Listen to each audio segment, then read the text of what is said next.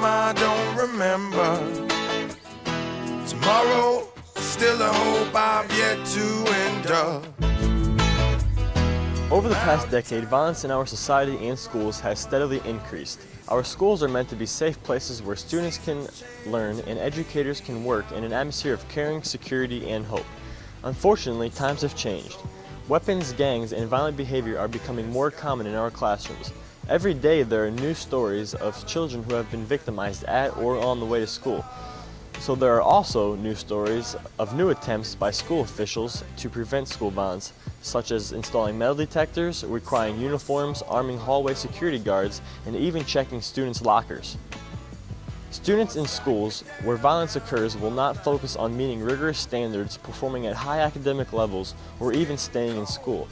When teachers and students are more concerned about their safety than about education, they cannot concentrate on learning and teaching. An interview with Mr. Parsons. We're supposed to kind of give an overview of some of the safety issues that are involved in today's schools. By law, in the state of Illinois, each school has to have a safety plan. By that it's meant a means of responding to different community or school-based crises. And we do have a safety plan and are in the process of reviewing and looking at the total school in terms of its plant safety and safety to students. For example, just recently, all of the school was converted so that each teacher could lock their classroom. That's part of the review that was done to the physical plant. And as part of the safety plan, we have procedures where students and teachers can lock the facility if necessary. This is in response to some of the obvious issues in our society. Columbine comes to mind. The students in Paducah, Kentucky, all of those factors have led to schools being more aware of their general safety. We, in addition to the school safety plan, have a crisis intervention team and a grief management team. The crisis intervention team is only called by the superintendent of schools, and he can call that for a number of issues. For example, if there is a hostage situation in school, the superintendent would call a code red, essentially. We have a crisis management warning code system here in the school that's posted in every classroom, and we will be in-servicing the teachers actually this month and drilling the crisis management code warning system. To briefly overview that, we have a red, yellow, blue, and white warning codes. The red code is called by a statement. Let's say we have a hostage situation in the school. The superintendent would read, or someone over the loudspeakers would read, "Until further notified, we will have sustained silent reading from the red reading book." That's the red reading book. The reason it's coded that way is so that if there were an intruder in the school, you obviously wouldn't want to alert that person about the fact that you're calling a lockdown to the school. The red warning code is a lockdown. All students are to go to the classrooms. The teachers are to sit the students in the corner away from the door and lock the door. There would be other situations that might bring that about. A firearm in the building, for example, could also create a red warning code, or until further notice, you'll have sustained silent reading from the red reading book. We have a yellow warning code, and it's called in a similar fashion, and it is called by stating, "Until further notice, everyone will read from the yellow reading book." That's the yellow reading book, and that would be calling a yellow code. That's an evacuation code. All students and teachers are to leave the building in groups, and the facility has something going on. For example, maybe a fire or an explosion or a bomb threat, something of that nature. A blue warning code is called in the same way. It's really a disaster in the community, and teachers remain with their class in the classrooms and await additional information. We have a white warning code, which essentially is saying that there's another danger in the community and further information will also come. And then a green all clear is called. We're in the process of reviewing this continuously. It's a dynamic document, meaning we'll always be looking for improvements, teacher recommendations, or staff recommendations about how things can be fine-tuned. We had a great recommendation when we started reviewing this with the staff. The PE department made us aware that the speaker systems out in the football field weren't very clear, so we did something to improve on that. Obviously, if they were out there and we called a red warning code, it wouldn't be too good if they couldn't hear that. So that was a good recommendation. In addition, we have a contingency, essentially a phone tree to warn people about disasters. We also have various numbers for our professionals in the community, the police department. We have a close association with the police department, and they have a copy of our crisis management program. So we were working in cooperation with them. That's an overview. Do you have any other questions that you'd like to ask me? Okay. It's difficult to tell how effective any system will be until you call it, and another thing to keep in mind is that no crisis management strategy is perfect. There's always things that will need to be refined. I'm hopeful that this is a good system. We're going to dry run it here in the next month. Other schools, we have researched other schools and found that they have similar plans or similar means of responding to violence in the schools. And we've taken information from them and built it into our plan. And we continually share information so that we're doing the right things. In addition, we also have a suicide action plan in this. Hopefully it never has to be used, but we have had other students over the years who have had serious accidents, and we've instituted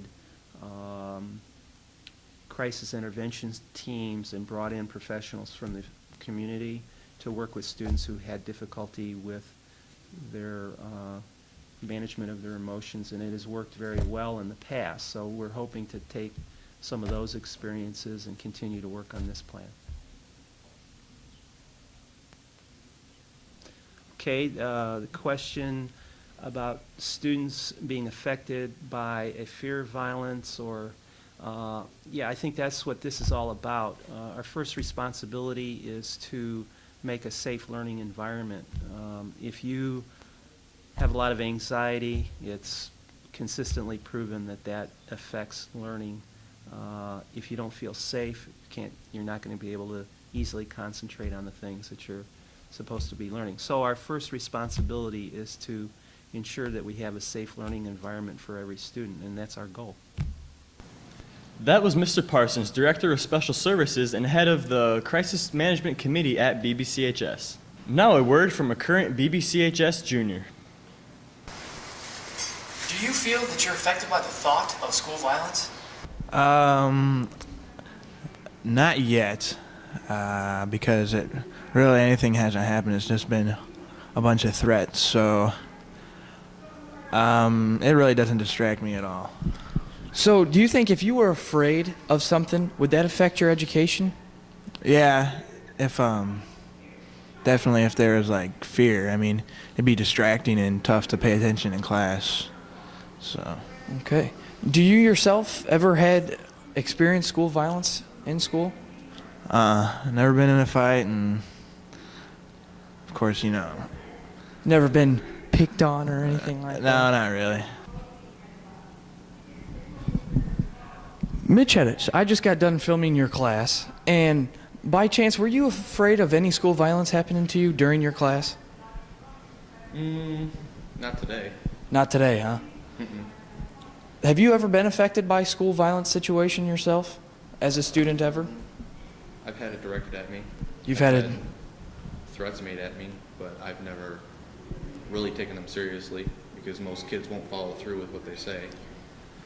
Really? That's very interesting. Now, if you were just sitting in class and you were scared of something happening to you by school violence, would that affect your education at all? It would probably distract me. I wouldn't work as hard and wouldn't concentrate as much. So have you ever been afraid of school violence sitting in the classroom, distracting your education? During the recent bomb threat, I left school early because I didn't trust going back into school, and they had only searched the building for an hour. So It's very understandable. Do you think, what preventative measures do you think the school could take to help kids ensure that they won't be affected by school violence or hurt in they a need school to take violence threats incident? more seriously and do like background checks, search, take these kids in and talk to them and see what's going on, and listen to what they say. Don't just blow it off as steam that'll pass over, because some of them it won't. Very, very interesting. What do you think about the school police officer that we have here? Does that make you more safe than if we didn't have one here, or how does that make you feel? Sometimes it makes me feel nervous, but I guess it's a better thing because it does keep some of the kids more in line and stops them from doing any harm to other students. On the other hand, it makes you kind of feel insecure because why do we need a police officer in the school? Is it getting that bad that we need someone there? So. Very, very interesting point. Do you have anything else to add on the subject of school violence? Just don't do it. Now let's take a look at a teacher's perspective on school violence. What do you think about school violence? Well, if you're talking about BBCHS, we don't experience much school violence here. It's almost as if we're looking at the earlier period in the 20th century instead of on the eve of the 21st century type of violence they got other places. I feel quite fortunate that we have altogether a very controlled student body that really doesn't want to disrupt the school day and make any sort of trouble. That would be the type that news organizations would want to sensationalize and make a big story about. We have occasional fights here, but not even very much of that. So it's a wonderful place. What about the huge? And what do you think about school violence as a whole in the whole nation, around the world? I think unfortunately it has increased a lot in the last few years. I'm hoping that the measures that all the different schools are taking will do something to slow down the growth of it. And what do you feel we're doing here at BBCHS to ensure school safety? Well, I think some of the things we've done, of course, is gotten the grant money to have a policeman on the grounds most of the time. And I think that helps because that's one more person to walk around and see what's going on during the school day. I know a lot of times the people in the student affairs office don't get a chance to go out and walk around and see what's going on. Also, I think having the doors locked on the outside of the school and having one of the gates locked is a good idea because then there's less people wandering in and wandering on campus from other schools or from the community at large. And what about the peer mediation group we have here to kind of settle students down and make them work out situations in a gentle way? Well, I hope that some of the upset young men and women will avail themselves of the peer mediators, but a lot of times when you're very emotionally disturbed, you're not going to think about calling a peer mediator. You're just going to go after somebody in the hallway. Mm-hmm. So you think it's kind of a waste of time and money on that peer mediation group? No, I think it'll do something to diffuse some of our less hot-headed students, but there's always going to be a few fights, and there's always going to be some people that are out to get revenge for one reason or another. And all the recent school violence activities, like all the massacres like Columbine and the one that happened about a week ago in Michigan, what do you think the chances of that ever happening here are? Well, since it only happens in a few schools every year, I think the chances are quite low. I don't think the chances are any greater here than they are at most other schools because we don't have a really, really big school population. I think it depends a lot on your school population. I think the bigger the school population is, the more chance of something like that happening. And obviously the weapon of choice in these past massacres have been semi-automatic weapons, automatic machine guns, and stuff like that. What do you think do you think there's a possibility anyone can bring that in here anytime and just open fire on whoever they want? What's to stop them from doing that? We have no metal detectors, we can wear book bags, we can anything. Well, I think it's the atmosphere of the society as a whole and in the local community that probably prevents that from happening most of the time. I'm sure that even if you did have some of those things in place, like metal detectors, if somebody wanted to come into a school and shoot people, they'd find a way around it, pass a gun through the window or something like that. And a final question, do you feel safe at school? I do, but I've been here for 20-some years as a teacher, and then I went to school here before that. And, I'm used to being here, and if I didn't feel safe, I wouldn't work. In your long time being here, I'm sure you've seen a lot of school violence and fights and whatnot. Who do you think the perpetrators of school violence are mostly? Well, I'd say mostly teenagers. Well, I mean, in high school. because I've had situations in my class where, there's been two girls fighting. I had a situation one time with two guys fighting. I had a situation one time where a girl attacked a guy and he knocked her out cold. And so it could be just anybody. yeah, it could be just about anybody. Usually, though, it's girls or guys who felt that somebody's saying bad things about them behind their back, or maybe trying to see their boyfriend or girlfriend behind their back.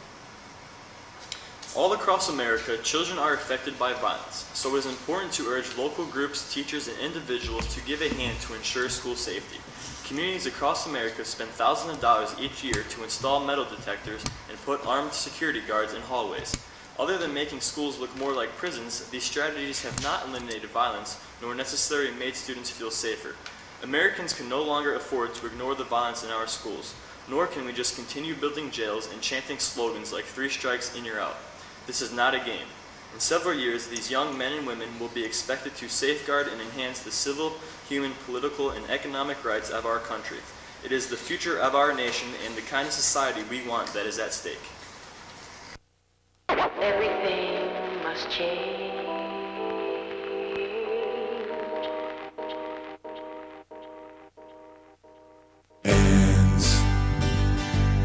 Some people will rob their mother for the ends. Rats snitch on one another for the ends. Sometimes kids get murdered for the ends. So before we go any further, I want my ends.